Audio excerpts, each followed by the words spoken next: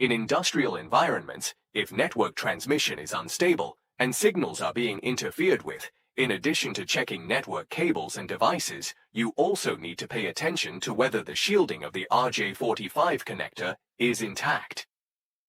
When frequency converters, motors, and high-power power supplies are running, they generate complex electromagnetic interference.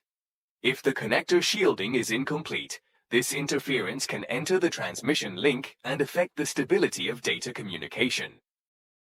When selecting industrial RJ45 connectors, it is recommended to focus on 3 key points: whether the interface uses a complete shielding structure, whether it can achieve full link shielding, and whether it balances transmission speed with industrial environment protection.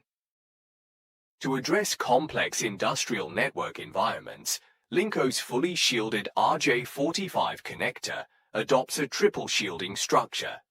The metal housing blocks external interference, and the metal shielding cover further enhances the shielding effect. The grounding spring creates a closed-loop pathway, and when used together with a shielded crystal head and shielded cable, it forms a fully shielded, interference-resistant connection.